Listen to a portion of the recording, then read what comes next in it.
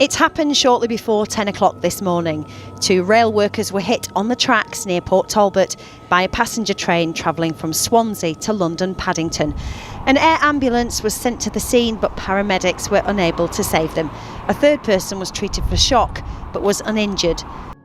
At 9:57 AM, 2 track workers were tragically struck and killed by a Great Western train whilst working on the railway line between Cardiff and Swansea. How does Network Rail, a company with an excellent safety record, allow workers to operate on one of the busiest lines in the United Kingdom, and greater still, how do 2 workers not see a 9-carriage diesel-operated train in broad daylight until seconds before impact? Before we delve into this disaster, please subscribe for more similar content. The day on 3rd July 2019 started off like no other. Great Western Train number 1L48 departed Swansea train station at 9:29 AM for its 2 hours and 31-minute travelling time to London Paddington station with 184 passengers on board. Its experienced driver, having passed out in 1988, had just driven the same train from Temple Meads to Swansea, where it would be cleaned and refuelled.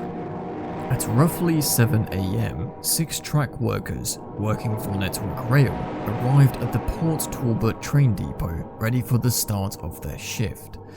They were given instructions of carrying out preventative maintenance on point 9577B, Network Rail, responsible for maintenance on all tracks in South Wales, have 2 methods of working for carrying out work on live tracks: complete line blockage or parallel working. Despite the safer working practice of complete line blockage to carry out tasks, Network Rail management decided on parallel working on this tragic day as long as the group had a safety lookout and a suitable way of alerting all workers. On the 3rd July, a loud horn was deemed to be sufficient. At 8 o'clock, the 6 workers headed over to the track at Margam East Junction, whereby they began to start their work. Acting team leader, known as Track Worker 1, instructed Track Worker 5 to be the designated lookout. At 8:50 AM, the group split into 2 teams labelled on the map A and B. Group A consisted of track workers 1, 2, 3 and 5, whilst Group B consisted of track workers 4 and 6. At approximately 9:24, the CCTV of another train travelling from Cardiff to Swansea on the opposite track caught the 2 groups. You can see the workers are roughly 100 meters apart, and how the designated lookout Track Worker 5 is standing off track watching for oncoming trains. The photo clearly shows the perfect visibility for drivers and safety lookouts. Roughly 10 minutes later, the 2 groups came together and switched positions. However, the designated lookout, Track Worker 5, decided to move with Group B as they were now working closer to oncoming trains. Group A began using an impact wrench power tool to loosen, lubricate and tighten bolts on point 9577B, which was a standard task to stop corrosion. Due to them using power tools and to help reduce ear damage, they all used 3-meter industrial ear defenders. At 9:49, Great Western Train 1L48 left Port Talbot train station and began to accelerate towards the line speed of 90 miles per hour. Passing under A4241 Harbour Bridge, an horrific sight came into view. At 662 meters from the bridge, the driver immediately pressed the first horn, warning for 2 seconds. After spotting the train, the group spotter, Track Worker 5, who was with Group B, immediately blew his horn to alert the 3 workers in Group A. However, this was to no avail. With the workers not moving, at 400 meters away, the driver pressed a low-tone horn for 5 seconds, followed immediately by slamming on the emergency brakes. At 240 meters, the train driver, in a sheer panic, sounded the train's highest tone for 10 seconds continuously. At 200 meters away, the train's front-facing CCTV camera captured the last dramatic moment. You can see Group B and the spotter frantically running towards Group A, which was still unaware of the impending danger. The image shows track worker 1 and 2 kneeling in the 4-foot track of the railway and track worker 3 kneeling in the 6-foot space between both mainline tracks. At roughly 2 meters from impact, all 3 workers suddenly looked up to see the huge train. However, it was too late. Track worker 1 and 2, Michael Lewis and Gareth Delbridge, were hit and sadly died at the scene, whilst track worker 3 was thrown clear, uninjured but severely traumatized. The train eventually came to a stop 182 meters further.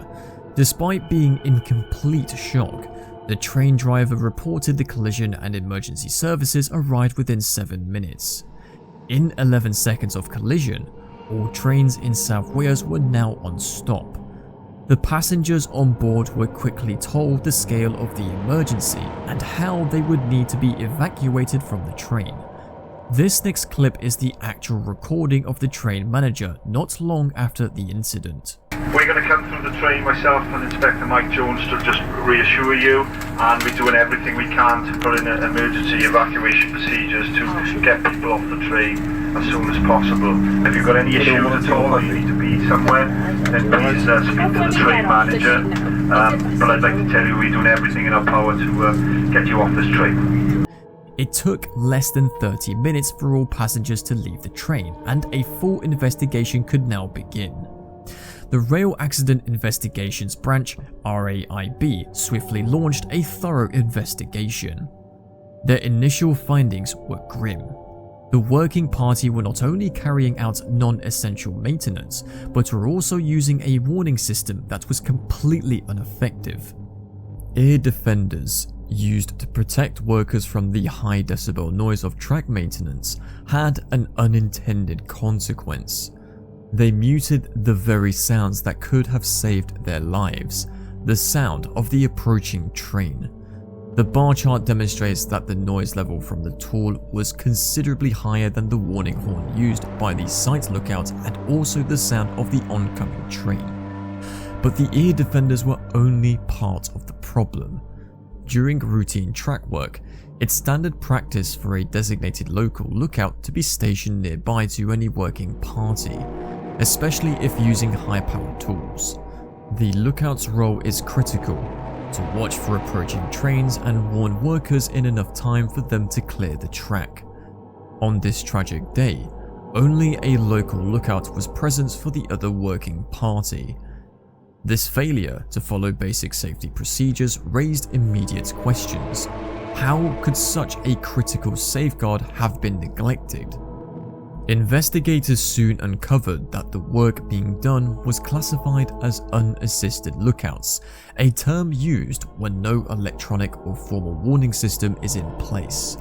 Under Network Rail guidelines, all lookouts should have a device that allows them to completely shut off all tools if oncoming trains are seen. The absence of a lookout wasn't a simple mistake. It pointed to a deeper issue within the rail industry, one of systemic failures.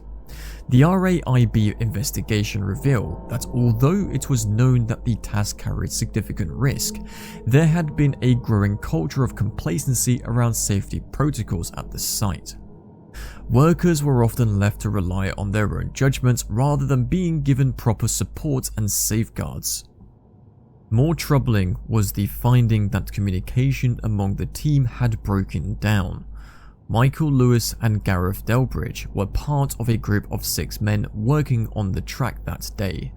However, due to the lack of an appointed leader to coordinate their safety and no formal plan to ensure their protection, the workers were essentially operating without proper oversight.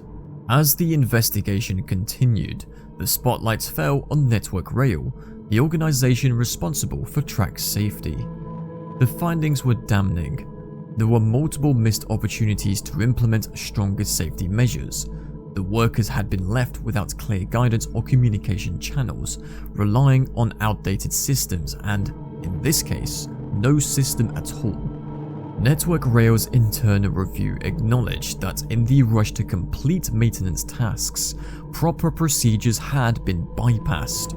The report stated, and I quote, "Our processes were not as robust as they should have been, and 2 men tragically lost their lives because of it." The final report from the RAIB concluded that the accident could have been prevented if basic safety protocols had been followed. The report went on to recommend a complete overhaul of the way Network Rail handles safety protocols on tracks, particularly around the use of air defenders and the need for lookouts. In the wake of the accident, changes have been made. Network Rail introduced stricter safety protocols, including mandatory lookouts on all sites and improved communication between teams. Electronic warning systems are now more widely deployed, helping to ensure that no worker is ever caught off guard again. However, for the families of Michael Lewis and Gareth Delbridge, these changes came too late. The loss of their loved ones serves as a stark reminder of the importance of proper safety in the workplace. No job is worth a life, and no routine maintenance task should end in tragedy.